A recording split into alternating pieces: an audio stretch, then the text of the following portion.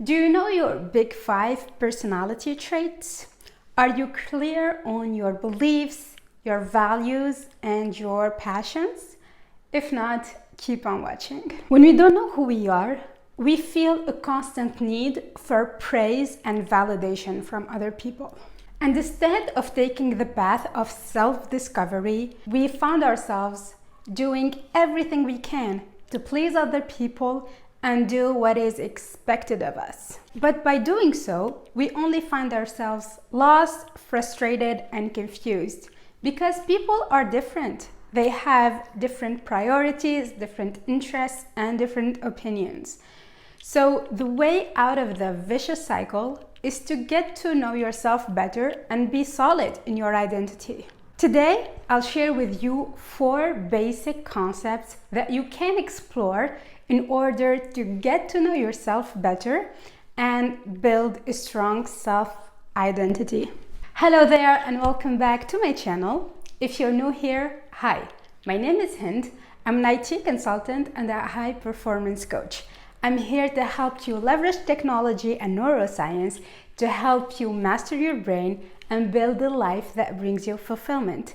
So if you're interested in topics like psychology, performance, life and project management, consider subscribing to my channel to stay informed whenever I post a new video. This video is part of a series where I share with you a framework for positive and sustainable change. So if you're interested in transforming your life, I invite you to subscribe to my channel and check out the first video where I present the framework and the other videos where I go deep into each step. This video is the 3rd step called Get to Know Yourself Better. So without further ado, let's get started. The first concept is known as OCEAN, or the big 5 personality traits. So OCEAN stands for openness, conscientiousness, extraversion, agreeableness, and neuroticism. These are the big 5 personality traits. So according to Dr. Jordan Peterson, each one of us has 5 personality traits that influence how we interact with the world, make decisions, and experience emotions.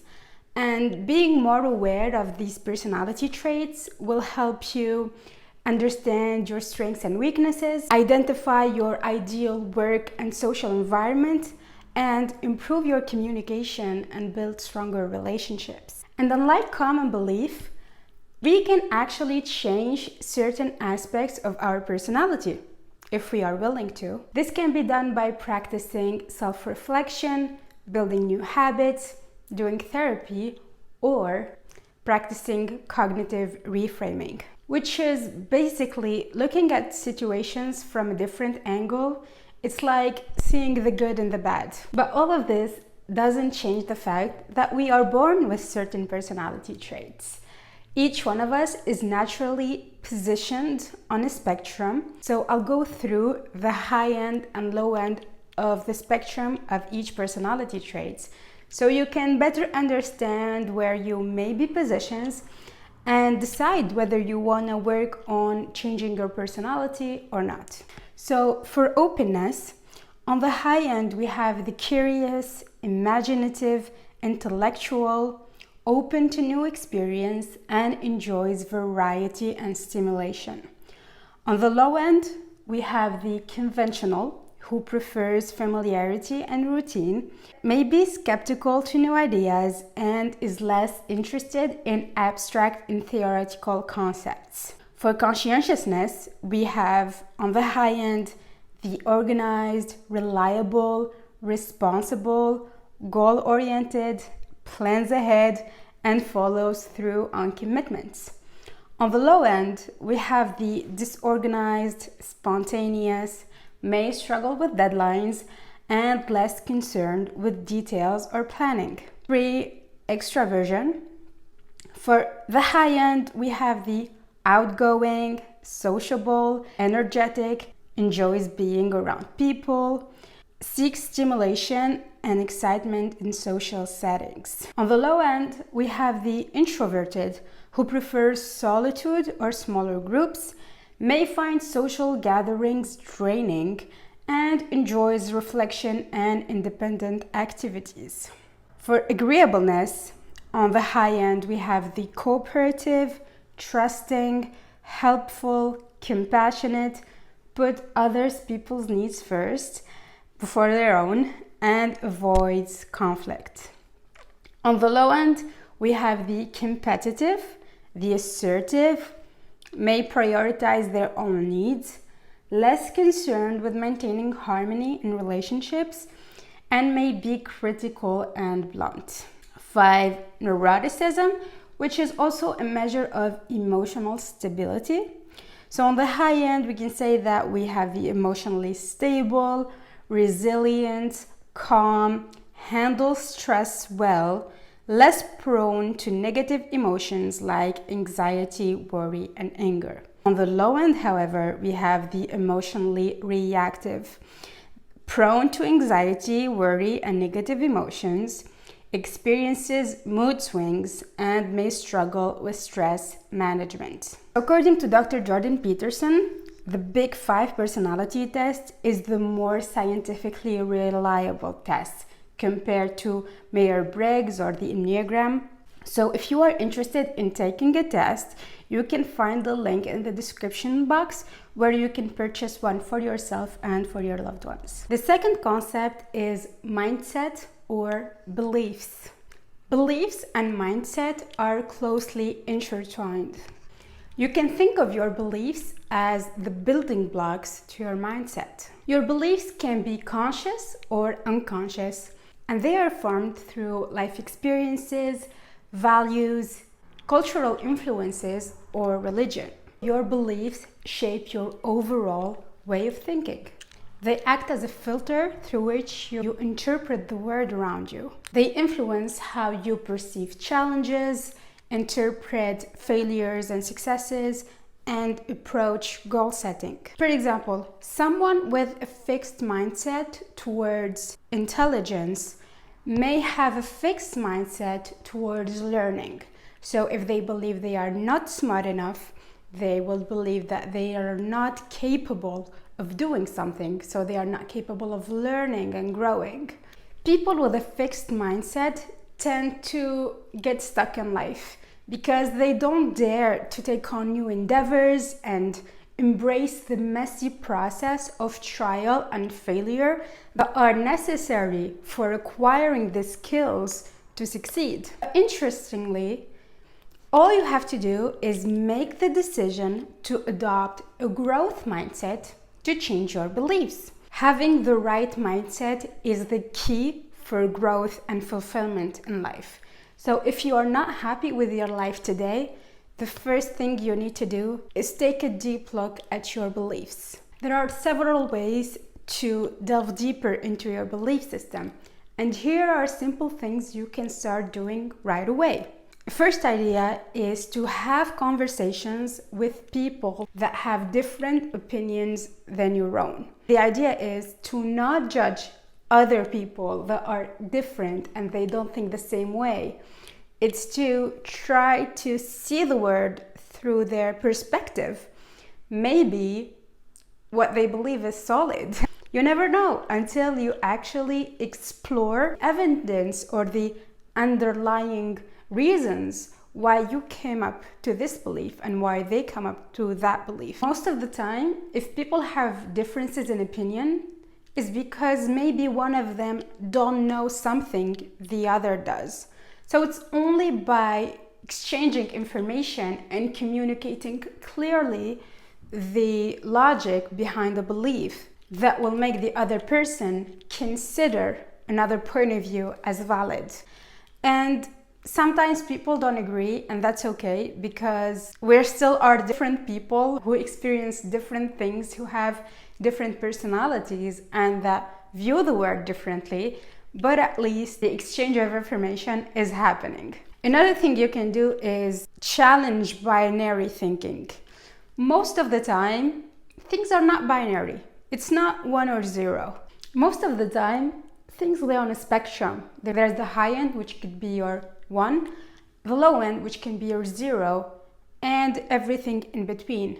And most things in life come on a spectrum. So your challenge here is to really keep an open mind and not see things as right or wrong, good and bad, masculine, feminine. Most of the time, things are really complex and nuanced, and binary thinking can be a way to simplify concepts, but they are not the complete absolute truth. And another thing you can do is exploring other philosophies, cultures, and religions. Since I started living in France 5 years ago, I've had many cultural shocks, and it was actually the most enlightening experience I could ever have, because for once I was living in a different culture with people viewing the world differently, and this is how I was forced to challenge my own beliefs. Honestly, it was the best thing that happened to me. So even though at the beginning it may be tough, because it feels like your entire identity is being shaken to the core, but if you see it as a learning journey, you'll be able to accept that it's okay, that everything you know is not necessarily true, and that today the world is uncovering better ways of doing things. New research is giving out insights on happiness and enlightenment. And of course, you can always keep your beliefs if they are dear to you and if they are bringing you happiness and fulfillment. But if they are not, you can always challenge them. In my next video, I'll be sharing an exercise that will delve deep into analyzing your beliefs in every category of your life. So you may want to hit subscribe to not miss out on that. And if you're liking this video so far, please make sure to give it a thumbs up. That will help me a lot. Thank you very much. The third concept is your values. Your values are the foundational principles that will guide your decisions and your actions. Discovering your values will ensure that you are making the right decisions. So when faced with either big or small choices, you can refer to your values as your guiding framework. Your values will ensure that you don't find yourself regretting your choice or find yourself in a position that it's in conflict of who you truly are and what you truly want in life. When your actions align with your values, you'll find yourself living a life full of purpose and meaning, and this will ensure that you feel fulfilled and satisfied with life over time. Your values are also important when choosing your friends and your love partner. When you're surrounded by people who don't share the same values as you do, you tend to find yourself feeling lonely even when surrounded by people.